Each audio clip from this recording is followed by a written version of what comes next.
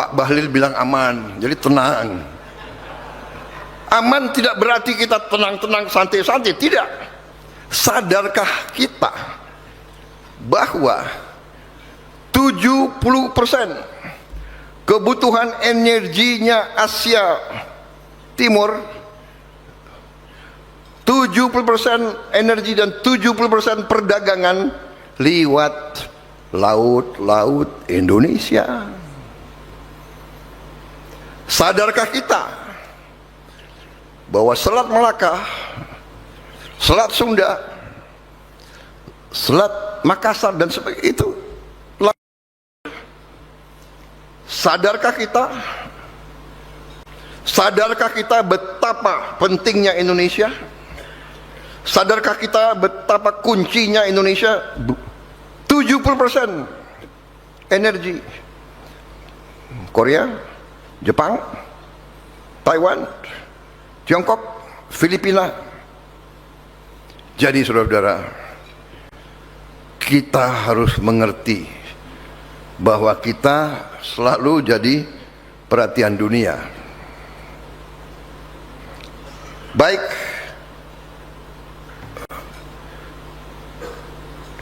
maksud dan tujuan saya pengarahan ini adalah karena pentingnya peran kita, makanya kita juga harus memimpin bangsa ini, mengendalikan bangsa ini dengan baik, dengan tepat, dan dengan handal. Saudara-saudara sekalian, beberapa hari yang lalu melalui rapat-rapat menghadapi kondisi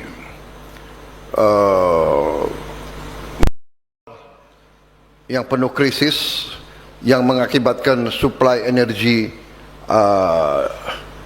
menjadi masalah. Ternyata kita setelah mengkaji, kita punya kekuatan ekonomi yang cukup kuat.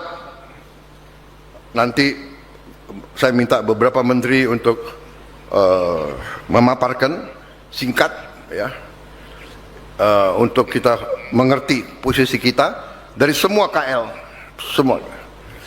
Dan setelah paparan itu tentang kondisi kita, sebagian langkah-langkah sudah kita umumkan, ya, sebagian langkah-langkah untuk kita kendalikan konsumsi daripada bahan bakar untuk jangka pendek ini. Jangka pendek yang saya anggap kritis adalah 1 tahun ke depan ini, 12 bulan ke depan. Sesudah 12 bulan kita akan menjadi sangat kuat. Nanti langkah-langkahnya kita jelaskan. Tapi intinya sekarang kita siap, kita kuat menghadapi 1 tahun ini. Setelah kita pelajari kondisi. Karena apa? Karena sumber-sumber minyak dan gas kita tidak terlalu banyak yang lewat Selat Hormuz. Kita bisa mencari alternatif lain selain kita punya kekuatan dalam negeri yang sangat kuat. Ya. Ada periode yang kita harus atasi bersama, tapi saya terima kasih tim saya, menteri-menteri ekonomi saya, handal, terima kasih. Mereka laporkan, Pak, tenang. Untuk BBM yang bersubsidi kita akan pertahankan untuk rakyat kecil dan rakyat miskin. Kita akan pertahankan untuk 80% rakyat kita. Tapi pada saatnya yang orang-orang kuat, orang-orang kaya, ya kalau mau pakai bensin yang mahal, ya dia harus bayar harga pasar. Lo udah kaya minta subsidi lagi, ya enggak lah. Yang kita bela rakyat miskin. Ya, saya terima kasih. Dan ini hanya periode tertentu, dan ini juga benar, ini juga baik. Kita tidak boleh jadi bangsa yang terlalu santai. Mari kita koreksi diri kita, ya. Bangsa kita terlalu banyak diberikan oleh Yang Maha Kuasa, sehingga kita ini, ya kan, kumaha engke, ya kan, bukan engke kumaha engke, tenang aja, ya kan? Pak Bahlil bilang aman, jadi tenang. Aman tidak berarti kita tenang-tenang, santai-santai, tidak. Kita bekerja, kita waspada. Saudara-saudara, krisis ini bagi saya adalah sebuah peluang. Krisis, kesulitan, tantangan, hambatan, rintangan adalah peluang membuat kita harus bekerja lebih baik, harus bekerja lebih efisien, tidak boleh boros, tidak boleh ada kebocoran, tidak boleh ada korupsi. Sekarang kita harus menghimpun semua kekuatan kita. Saya telah minta Menteri Pendidikan Tinggi dan Sains dan Teknologi, saya telah minta profesor, kampus-kampus sekarang harus bekerja, dan mereka sudah bekerja. Kita punya teknologi sekarang, teknologi untuk membersihkan sampah buatan kita sendiri, tidak terlalu mahal. Tidak usah kita beli teknologi yang terlalu mahal dari luar. Dalam waktu 2-3 tahun sampah seluruh Indonesia akan kita selesaikan. Tidak akan ada kota, tidak akan ada jalan, tidak akan ada bagian Indonesia yang bau oleh sampah. Kita akan selesaikan masalah sampah dari Sabang sampai Merauke, saudara-saudara.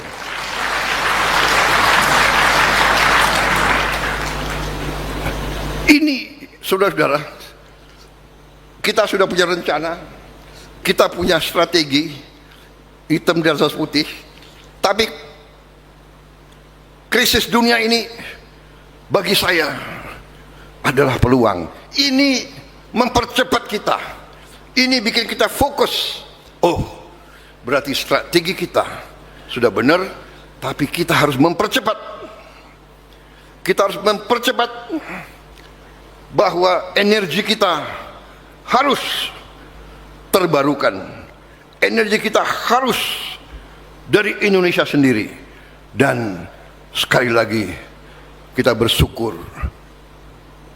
kehadirat Allah Subhanahu wa taala.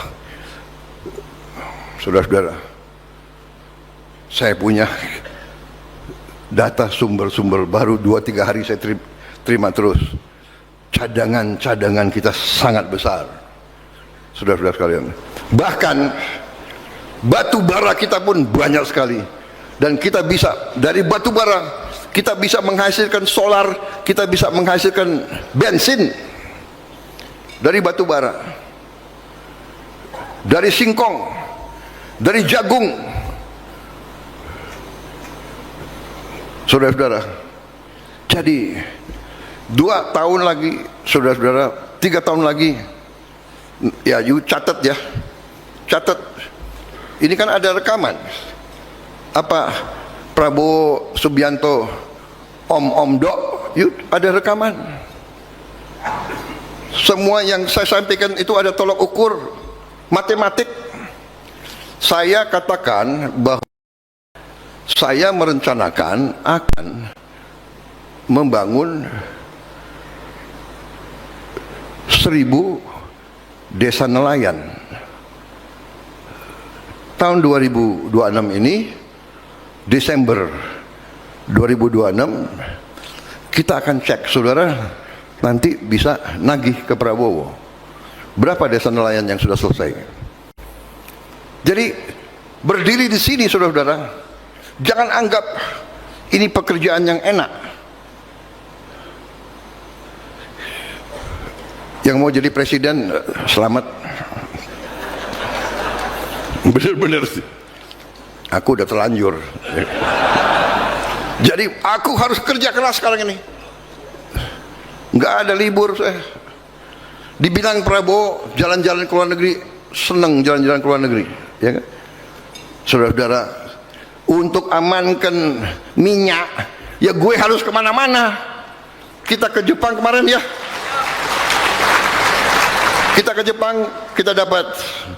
Ini saya berangkat lagi nih. Aku mau berangkat lagi nih ke sebuah negara. Nanti begitu aku berangkat, kau tahu kemana. Amankan juga. Tapi alhamdulillah sebelum saya berangkat, advance team tenang. Ya. Jadi saya ini confident. Nggak ada itu. Bagi saya Indonesia gelap, nggak ada. Ya. Indonesia cerah. Di saat banyak negara susah. Tidak, kalau ini nggak usah tepuk tangan ini.